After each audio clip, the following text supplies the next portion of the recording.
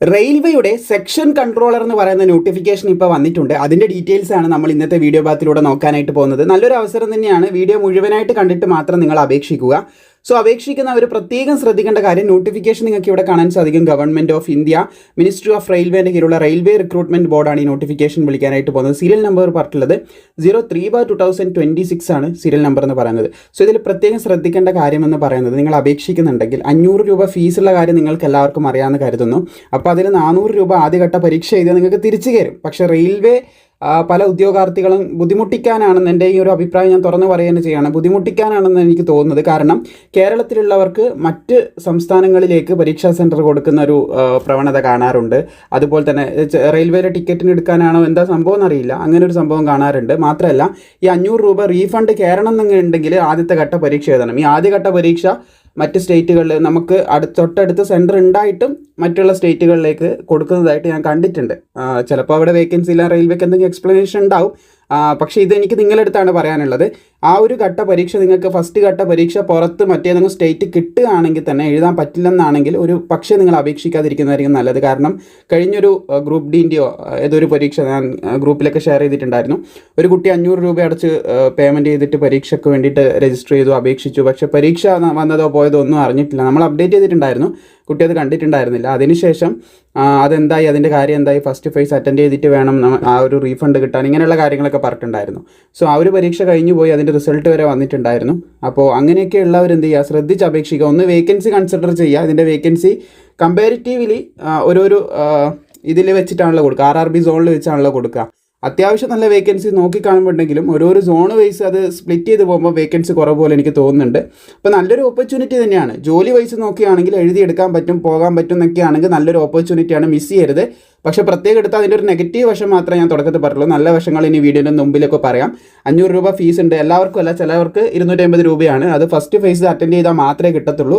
ചിലവർക്ക് മറ്റ് സ്റ്റേറ്റിലേക്ക് എക്സാം സെൻറ്റർ കൊടുക്കുന്നത് ഞാൻ ശ്രദ്ധയിൽപ്പെട്ടിട്ടുണ്ട്. അപ്പോൾ ആ കാര്യങ്ങൾ കൺസിഡർ ചെയ്തിട്ട് എന്ത് ചെയ്യുക, അപേക്ഷിക്കുക. പ്രധാനമായിട്ടും 500 രൂപ ഫീസ്, അതുപോലെ തന്നെ വേക്കൻസിൻ്റെ കാര്യങ്ങൾ ഇതൊക്കെ ഒന്ന് വിലയിരുത്തിയിട്ട് എന്ത് ചെയ്യുക, അപേക്ഷിക്കാൻ താല്പര്യമുള്ളവർ അപ്ലൈ ചെയ്യുക. ഇനി നമുക്കിതിൻ്റെ കംപ്ലീറ്റ് ഡീറ്റെയിൽസിലേക്ക് കിടക്കാവുന്നതാണ്. ഇവിടെ നിങ്ങൾക്ക് കാണാൻ സാധിക്കും, നോട്ടിഫിക്കേഷനാണ് കണ്ടുകൊണ്ടിരിക്കുന്നത്. ഇതിൻ്റെ അപേക്ഷ തുടങ്ങിയ ഡേറ്റ് നോക്കുകയാണെങ്കിൽ ആപ്ലിക്കേഷൻ സ്റ്റാർട്ട് ചെയ്തിട്ടുള്ളത് ഇന്ന് മുതലാണ്, 15/7/2026. ഇന്ന് അപേക്ഷ തുടങ്ങിയിരിക്കുകയാണ്. അപേക്ഷിക്കേണ്ട അവസാന തീയതിയായിട്ട് പറഞ്ഞിട്ടുള്ളത് 14/8/2026 വരെ നിങ്ങൾക്ക് അപേക്ഷിക്കാനായിട്ട് സാധിക്കുന്നതാണ്. അതുപോലെ പേയ്മെൻറ്റ് ചെയ്യേണ്ട അവസാന തീയതിയായിട്ട് പറഞ്ഞിട്ടുള്ളത് 16/8/2026 വരെ നിങ്ങൾക്ക് അപേക്ഷ ഫീസ് അടക്കാൻ സാധിക്കും. അപേക്ഷൻ്റെ കൂടെ തന്നെ അടക്കാൻ പറ്റും കേട്ടോ. പിന്നെ അപേക്ഷയിൽ എന്തെങ്കിലും തെറ്റുകൾ വന്നിട്ടുണ്ടെങ്കിൽ വരുത്താതിരിക്കുക. ഇനി ഇൻ കേസ് വന്നു പോയാൽ 17/8/2026 മുതൽ 26/8/2026 വരെ തിരുത്താനുള്ള സമയം കൂടി നൽകുന്നതായിട്ട് നമുക്ക് കാണാനായിട്ട് സാധിക്കുന്നതാണ്. പിന്നെ ഇതിൻ്റെ അടിയിൽ സ്ക്രൈബുമായിട്ട് ബന്ധപ്പെട്ട ഡീറ്റെയിൽസ് ഒക്കെയാണ് കൊടുത്തിട്ടുള്ളത്. ഇനി പോസ്റ്റുമായിട്ട് ബന്ധപ്പെട്ട കാര്യങ്ങൾ നമുക്കൊന്ന് ചെക്ക് ചെയ്യാം. പോസ്റ്റ് നല്ലൊരു പോസ്റ്റ് തന്നെയാണ്. നേരത്തെ പറഞ്ഞ നെഗറ്റീവ് നിങ്ങൾ മാറ്റി വെക്കുക, അത് നിങ്ങൾക്ക് ഓക്കെയാണ്. ആ ഒരു ക്രൈറ്റീരിയയൊക്കെ ഓക്കെയാണ്. പൈസ അടച്ചിട്ട് നിങ്ങൾ പോയിട്ട് എഴുതും, വേറെ ഇഷ്യൂ ഒന്നും ഇല്ല, എല്ലാം ഓക്കെയാണ്, എന്തായാലും പോയിട്ട് എഴുതാൻ പറ്റും, വേറെ ഇഷ്യൂ ഒന്നും ഇല്ല എന്നാണെങ്കിൽ എന്തായാലും നിങ്ങൾ എഴുതുക തന്നെ വേണം. നല്ലൊരു അവസരം തന്നെയാണ്, അത് എടുത്തു പറയാണ്. നിങ്ങൾക്ക് ബാക്കിയെല്ലാം ഇതോടും ഇപ്പോൾ അതർ സ്റ്റേറ്റിൽ കിട്ടുകയാണെങ്കിൽ പോലും നമുക്ക് അടുത്ത് കിട്ടുന്നില്ല, അത് അടുത്ത അതർ സ്റ്റേറ്റ് തന്നെ പോകുന്ന ഉറപ്പൊന്നും ഇല്ല കേട്ടോ. മേ ബി അതർ സ്റ്റേറ്റിലേക്ക് പോകാം, അങ്ങനെ സംഭവിക്കുന്നത് കാണാറുണ്ട്. അതുകൊണ്ട് മാത്രം പറഞ്ഞതാണ്. അപ്പോൾ എല്ലാ ഭാഗങ്ങളും കൺസിഡർ ചെയ്യണമല്ലോ. പൈസ അടക്കുന്നത് കൊണ്ട് തന്നെ അത് നമ്മളൊന്ന് പ്രത്യേകം ശ്രദ്ധിക്കാൻ വേണ്ടി പറഞ്ഞതേ ഉള്ളൂ. അപ്പോൾ ഈ ഒരു കേസിൽ നോക്കുകയാണെങ്കിൽ ഈ പോസ്റ്റിൻ്റെ ബാക്കിയുള്ള ക്വാളിഫിക്കേഷൻ, അതുപോലെ സാലറി, ബാക്കിയുള്ള സ്റ്റെപ്സിലൊക്കെ നോക്കുകയാണെങ്കിൽ നല്ലൊരു ജോലി തന്നെയാണ്. ഇവിടെ നിങ്ങൾക്ക് കാണാൻ സാധിക്കും, സെക്ഷൻ കൺട്രോളർ പോസ്റ്റിലേക്കാണ് ഇപ്പോൾ അപേക്ഷ വിളിച്ചിട്ടുള്ളത്. ലെവൽ 6 ആണ് പേ സ്കെയിൽ പറഞ്ഞിട്ടുള്ളത്. 35,500 ബേസിക് ശമ്പളമായിട്ട് പറയുന്നുണ്ട്. ഇത് ആനുകൂല്യങ്ങളൊക്കെ കൂടി വരുമ്പോൾ ഇതിൻ്റെ ഇരട്ടി തന്നെ നമുക്ക് എന്ത് ചെയ്യാം, പ്രതീക്ഷിക്കാനായിട്ട് സാധിക്കും. ഇത് ബേസിക് മാത്രമാണ്, ഇതെന്തായാലും നിങ്ങളുടെ കയ്യിലേക്ക് ലഭിക്കും. ഇതിൻ്റെ ആനുകൂല്യങ്ങളും കാര്യങ്ങളും അലവൻസ് ഒക്കെ കൂടി വരുമ്പോൾ ഇതിൻ്റെ അപ്പുറം നമുക്ക് പ്രതീക്ഷിക്കാം. അതുപോലെ തന്നെ ഇതിൻ്റെ ഏജ് ലിമിറ്റ് 20 to 33 വയസ്സ് വരെയുള്ളവർക്ക് അപേക്ഷിക്കാം. ഏജിൽ റിലാക്സേഷൻ ഉണ്ട്, മുമ്പോട്ട് പറയാം. പിന്നെ വേക്കൻസി നമ്മൾ കൺസിഡർ ചെയ്യേണ്ട കാര്യം തന്നെയാണ്. ഏകദേശം 119 ഒഴിവുകളാണ് നിലവിലുള്ളത്. 119 ഒഴിവുകളാണുള്ളത്. അപ്പോൾ ഇത് മൊത്തത്തിൽ നോക്കുകയാണെങ്കിൽ അത്യാവശ്യം നല്ല ഒഴിവ് നമുക്ക് കാണാൻ സാധിക്കുന്നുണ്ട്. പക്ഷേ ഇത് ഓരോരോ RRBയിലേക്ക് സ്പ്ലിറ്റ് ചെയ്ത് പോകുമ്പോൾ നമുക്ക് ഓരോരോ RRBയിലേക്കാണല്ലോ അപ്ലൈ ചെയ്യാനായിട്ട് പറ്റുക. അപ്പോൾ ഓരോരോ RRBയിലേക്ക് സ്പ്ലിറ്റ് ചെയ്ത് പോകുമ്പോൾ വേക്കൻസി കുറയുന്നുണ്ട്. അതും കൂടി നമ്മൾ പ്രത്യേകം ശ്രദ്ധിക്കേണ്ടതായിട്ടുണ്ട്. എനിക്ക് തോന്നുന്നു തിരുവനന്തപുരത്തേക്ക്, നമ്മുടെ കേരളത്തിലേക്ക് 3 ഒഴിവുകളാറ്റേ ഉള്ളൂ. അത് നമുക്ക് മുമ്പോട്ടേക്ക് നോക്കാം, ചെക്ക് ചെയ്യാം. നമുക്ക് കൃത്യമായിട്ടുള്ള ഏജിൻ്റെ ക്രൈറ്റീരിയ ഇവിടെ കൊടുത്തിട്ടുണ്ട് കേട്ടോ. ഇവിടെ നിങ്ങൾക്ക് കാണാൻ സാധിക്കും, 20 to 23 വയസ്സ് വരെയാണെങ്കിലും SC/STക്ക് 5 വർഷത്തെയും OBCക്ക് 3 വർഷത്തെയും പ്രായത്തിലിളവും കാര്യങ്ങളൊക്കെ നൽകുന്നുണ്ട്. കൃത്യമായിട്ട് പറയുകയാണെങ്കിൽ ജനറൽ EWS വിഭാഗത്തിൽപ്പെടുന്നവർ ഈ ഒരു ഡേറ്റിലും ഇതിൻ്റെ ഇടയിലും ജനിച്ചവർക്ക് അപ്ലൈ ചെയ്യാം. OBC ആകുമ്പോൾ ഈ ഒരു ഡേറ്റും ഇതിൻ്റെ ഇടയിലും, SC/ST ആകുമ്പോൾ ഈ ഒരു ഡേറ്റും ഇതിൻ്റെ ഇടയിലും. അങ്ങനെയാണ് ഏജ് ലിമിറ്റ് കണക്കാക്കുന്നതെന്ന് ശ്രദ്ധിച്ചിരിക്കുക. ഇനി നമ്മളിതിൻ്റെ അപേക്ഷാ ഫീസ് പറഞ്ഞിട്ടുണ്ടായിരുന്നു. ആപ്ലിക്കേഷൻ ഫീസ് 500 രൂപയുണ്ട് കേട്ടോ. അത് പ്രത്യേകം ശ്രദ്ധിക്കണം. എല്ലാവരും നിർബന്ധമായിട്ട് 500 രൂപ അടച്ചാലേ പരീക്ഷ എഴുതാൻ പറ്റത്തുള്ളൂ. ആദ്യഘട്ട പരീക്ഷ ഇവിടെയാണ് RRB അല്ലെങ്കിൽ റെയിൽവേ നമ്മളെ കുഴപ്പിക്കാറുള്ളത് അധിക സമയത്ത്. ആദ്യഘട്ട പരീക്ഷ നമ്മൾ എഴുതി കഴിഞ്ഞാൽ 400 രൂപ എന്ത് ചെയ്യും, നമ്മുടെ ബാങ്കിലേക്ക് തിരിച്ചു തരും. നമ്മളൊരു ബാങ്ക് അക്കൗണ്ട് കൊടുക്കണം. പരീക്ഷ രജിസ്റ്റർ ചെയ്യുന്ന സമയത്ത് നമ്മൾ എന്ത് ചെയ്യണം, ഒരു ബാങ്ക് അക്കൗണ്ട് കൊടുക്കണം. അതിൽ പരീക്ഷ എഴുതി കഴിഞ്ഞാൽ കുറേ അധികം നാളുകൾക്ക് ശേഷം ഈ 400 രൂപ കുറച്ച് ചാർജൊക്കെ പിടിച്ചതിന് ശേഷം നമ്മുടെ ബാങ്ക് അക്കൗണ്ടിലേക്ക് തിരിച്ചു കയറുന്നതായിരിക്കുമെന്ന് ശ്രദ്ധിച്ചിരിക്കുക. കുറച്ചെന്ന് പറയുമ്പോൾ ഞാൻ ശ്രദ്ധിച്ചെടുത്തോളം ഏകദേശം 3-4 രൂപേൻ്റെ പിടുത്താറ്റേ അവിടെ വരുന്നുള്ളൂ. അപ്പോൾ ആ ചെറിയൊരു എമൗണ്ടും കഴിച്ചിട്ട് 400 രൂപ നമ്മുടെ, അതായത് 300 ചില്ലാനം രൂപ നമ്മുടെ ബാങ്കിലേക്ക് തിരിച്ചു കയറുന്നതായിരിക്കും.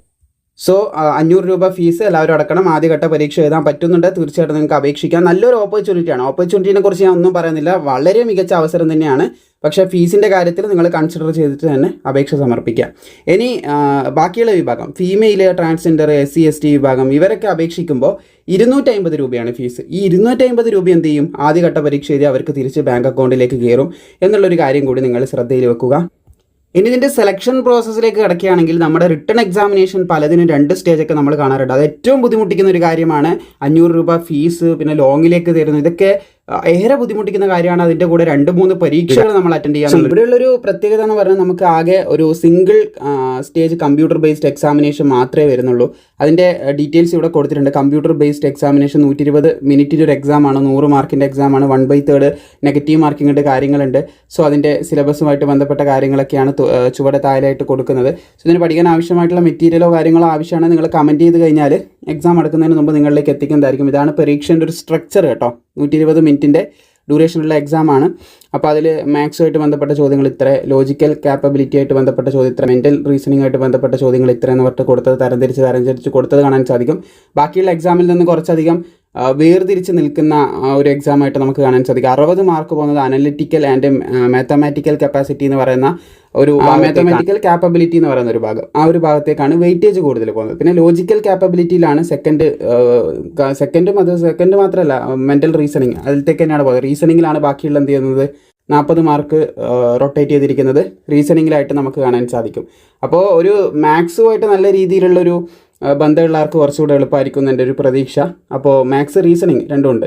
100 മാർക്കിൻ്റെ പരീക്ഷ എന്നിട്ട് കൊടുത്തിട്ടുണ്ട്. ആവശ്യമുള്ളവർക്ക് നമ്മളെന്തായാലും മെറ്റീരിയൽ ക്രിയേറ്റ് ചെയ്ത് തരുന്നതായിരിക്കും. പിന്നെ നമ്മുടെ ക്ലാസ്സിൻ്റെ ചാനലുണ്ട്, അതിൽ ആവശ്യമാണെങ്കിൽ പരീക്ഷ എടുക്കുമ്പം ഇതിൻ്റെ മാരത്തോൺ സെക്ഷൻസോ കാര്യങ്ങളോ കണ്ടക്ട് ചെയ്യാനും നമ്മുടെ ടീമിൻ്റെ അടുത്ത് അറിയിക്കാം. ജസ്റ്റ് ഒന്ന് കമൻറ്റ് ചെയ്താൽ മതി. ക്ലാസ്സിൻ്റെയൊക്കെ ചാനലിൻ്റെ ലിങ്കൊക്കെ താഴെ കൊടുത്തിട്ടുണ്ട് കേട്ടോ. സോ എക്സാമിൻ്റെ സ്ട്രക്ചറും കാര്യങ്ങളൊക്കെ നിങ്ങൾക്ക് മനസ്സിലായെന്ന് കരുതുന്നു. ഇതൊക്കെ മനസ്സിലാക്കിയിട്ട് എന്ത് ചെയ്യുക, നിങ്ങൾ അപേക്ഷിക്കാൻ താല്പര്യമുള്ളവർ അപേക്ഷ സമർപ്പിക്കുക. അപേക്ഷിക്കേണ്ട യോഗ്യതയിലേക്ക് അടക്കുകയാണെങ്കിൽ സെക്ഷൻ കൺട്രോളർ പോസ്റ്റ്, ഇതൊക്കെ നമ്മൾ പറഞ്ഞു, സാലറി കാര്യങ്ങളൊക്കെ പറഞ്ഞു. ഒരു ഡിഗ്രി മാത്രം മതി കേട്ടോ അപേക്ഷിക്കാൻ. ഗ്രാജുവേഷൻ ഡിഗ്രി ഉണ്ടെങ്കിൽ അപ്ലൈ ചെയ്യാൻ പറ്റും. Graduate degree from a recognise university, ഏതെങ്കിലും ഒരു ഡിഗ്രി മതി. എഞ്ചിനീയറിംഗ് ഡിഗ്രി ആണെങ്കിലും ഇനി ഡോക്ടറേറ്റ് എന്ത് ഡിഗ്രി ഉണ്ടെങ്കിൽ നിങ്ങൾക്ക് എന്ത് ചെയ്യാൻ പറ്റും, അപ്ലൈ ചെയ്യാനായിട്ട് സാധിക്കും. മിനിമം ഒരു BA degree, graduation, bachelor of arts ഉണ്ടെങ്കിൽ പോലും, ഒരു ഡിഗ്രി ഉണ്ടെങ്കിൽ പോലും നിങ്ങൾക്ക് എന്ത് ഡിഗ്രി ഉണ്ടെങ്കിലും അപ്ലൈ ചെയ്യാമെന്നാണ് പറഞ്ഞിട്ടുള്ളത്. നമ്മൾ പറഞ്ഞു 119 ഒഴിവുകളാണുള്ളത്. അവിടെ ഓരോരു RRBയിലേക്കും വേക്കൻസി സ്പ്ലിറ്റ് ചെയ്ത് ഓരോരോ സോൺ വൈസ് ആയിട്ട് വേക്കൻസി സ്പ്ലിറ്റ് ചെയ്ത് കാണാൻ സാധിക്കും. ഏറ്റവും കൂടുതലായിട്ട് എനിക്ക് തോന്നുന്നത് 11 വേക്കൻസിയാണ് ഇവിടെ റിപ്പോർട്ട് ചെയ്ത്, അഹമ്മദാബാദ് 11 വേക്കൻസി റിപ്പോർട്ട് ചെയ്തിട്ട് കാണാൻ സാധിക്കും. അവിടത്തേക്ക് നമുക്ക് അപ്ലൈ ചെയ്യാം. പക്ഷേ എല്ലാവരും വേക്കൻസി നോക്കിയിട്ടായിരിക്കും അപേക്ഷിക്കുക. അഹമ്മദാബാദിലേക്ക് തന്നെ വെക്കും. അപ്പോൾ ഇതൊക്കെ നിങ്ങൾ കൺസിഡർ ചെയ്യുക. അപേക്ഷിക്കേണ്ടെന്ന് ഞാൻ പറയുന്നില്ല. അപ്ലൈ ചെയ്യാൻ താല്പര്യമുള്ളവർ എന്ത് ചെയ്യുക, തീർച്ചയായിട്ടും അപ്ലൈ ചെയ്യുക. പക്ഷേ ഈ കാര്യങ്ങളൊക്കെ നിങ്ങളൊന്ന് പരിഗണിക്കുക. ഞാനിപ്പോൾ PSC വന്നാലും അതുപോലുള്ള ഫീസ് ഇല്ലാത്ത ഏത് പോസ്റ്റ് വന്നാലും കണ്ണും പൂട്ടി നിങ്ങൾ അപേക്ഷിച്ചോ. വേറെ മറ്റ് ചിലവുകളൊന്നുമില്ല. പരീക്ഷ എഴുതാൻ പോകാന്നുള്ളൊരു ചിലവേ ഉള്ളൂ. അതും PSC പോലുള്ള എക്സാം നമ്മളെ ഏറെ ബുദ്ധിമുട്ടിക്കാറൊന്നുമില്ല. നമ്മുടെ ജില്ലയിൽ തന്നെ പരീക്ഷാ സെൻറ്റർ വരും. SSC ആണെങ്കിലും 100 രൂപേൻ്റെ ഒരു ചിലവാണ് നമുക്ക് അവിടെ വരുന്നത്. അറ്റൻഡ് ചെയ്ത് കഴിഞ്ഞാൽ അത്യാവശ്യം പഠിക്കുന്ന ഒരാൾക്ക് SSC ക്രാക്ക് ചെയ്ത് എടുക്കാനും എളുപ്പമാണ്. അപ്പോൾ അതൊക്കെ ഞാൻ കണ്ണും പൂട്ടി പറയാറുണ്ട്. തീർച്ചയായിട്ടും നിങ്ങൾ അപ്ലൈ ചെയ്യണം. ജോലിക്ക് നോക്കുന്നവർക്ക് നല്ലൊരു അവസരമാണെന്ന് ഞാൻ പറയാറുണ്ട്. അപ്പോൾ ഇതിലൊക്കെ വരുന്ന സമയത്ത് നിങ്ങൾ നല്ലപോലെ പഠിച്ചിട്ടുണ്ടെങ്കിൽ തീർച്ചയായിട്ടും നിങ്ങൾ അപ്ലൈ ചെയ്യണം. അതിനൊരിക്കലും ഞാൻ ഇതാക്കുമെന്നല്ല. പഠിച്ചിട്ടുണ്ടെങ്കിൽ തീർച്ചയായിട്ടും അപ്ലൈ ചെയ്യണം. നല്ല സാലറി ഉണ്ട്. അതുപോലെ തന്നെ നമുക്ക് കേരളത്തിൽ തന്നെ ജോലി ലഭിക്കുന്ന ഒരു അവസരം കൂടിയാണ്. ഇനി കേരളത്തിലേക്കുള്ള വേക്കൻസി നോക്കിയാണെങ്കിൽ നമുക്കിവിടെ കാണാൻ സാധിക്കും. ജനറലിന് 2 ഒഴിവ്, OBCക്ക് 1 ഒഴിവ് വന്നതായിട്ട് കാണാൻ സാധിക്കുന്നതാണ്. പിന്നെ അടുത്ത കാറ്റഗറി EWS ആണ്. EWSന് 1 ഒഴിവ് റിപ്പോർട്ട് ചെയ്തതായിട്ട് കാണാൻ സാധിക്കും. മൊത്തം 4 ഒഴിവുണ്ട് കേട്ടോ. ഞാൻ നേരത്തെ 3 എന്ന് പറഞ്ഞു. EWSന് ഞാൻ നേരത്തെ നോക്കിയില്ല. അപ്പോൾ ഏകദേശം 4 ഒഴിവ് കേരളത്തിലേക്ക് വന്നത് നമുക്ക് കാണാൻ സാധിക്കും. 4 ഒഴിവുകൾ റിപ്പോർട്ട് ചെയ്തിട്ടുണ്ട്. അപ്പം ബാക്കിയുള്ളവർക്ക് അപ്ലൈ ചെയ്യും. ഇവിടെ ഒഴിവില്ലാത്തവരാണെന്ന് വിചാരിച്ച് അപ്ലൈ ചെയ്യാണ്ടിരിക്കേണ്ടതൊന്നുമില്ല. ജനറൽ കാറ്റഗറിയിലേക്കായിരിക്കും അവരെ പരിഗണിക്കുക, ബാക്കിയുള്ളവർ കേരളത്തിലേക്ക് അപ്ലൈ ചെയ്യുകയാണെങ്കിൽ. അപ്പോൾ എന്തായാലും എന്ത് ചെയ്യുക, OBC EWS ജനറലിന് 2 ഒഴിവെന്നാണ് കേരളത്തിൽ വന്നിട്ടുള്ളത്. ആകെ 119 ഒഴിവുകളാണുള്ളത്. എന്തായാലും ഈ നോട്ടിഫിക്കേഷൻ ഞാൻ താഴെ കൊടുക്കാം. അപേക്ഷിക്കേണ്ട RRBൻ്റെ വെബ്സൈറ്റിൻ്റെ ലിങ്കും ഞാൻ താഴെ കൊടുത്തിട്ടുണ്ടാകും. മാക്സിമം സുഹൃത്തുക്കളിലേക്ക് ഷെയർ ചെയ്യാനും വീഡിയോ ഇഷ്ടപ്പെട്ടാൽ ലൈക്ക് ചെയ്യാനും ഇതുപോലുള്ള അപ്ഡേറ്റുകൾ റെയിൽവേ ആവട്ടെ, SSC ആവട്ടെ, PSC ആവട്ടെ, മറ്റുള്ള സെൻട്രൽ ഗവൺമെൻറ്റിൻ്റെ യൂണിഫോം നോൺ യൂണിഫോം ആയിട്ടുള്ള വിവിധങ്ങളായിട്ടുള്ള പോസ്റ്റിൻ്റെ അപ്ഡേറ്റുകൾ നമ്മൾ ഇതുപോലെ തരാറുണ്ട്. അത് ലഭിക്കാനായിട്ട് പ്രോപ്പറായി ഒന്ന് ഫോളോ ചെയ്താൽ മാത്രം മതി.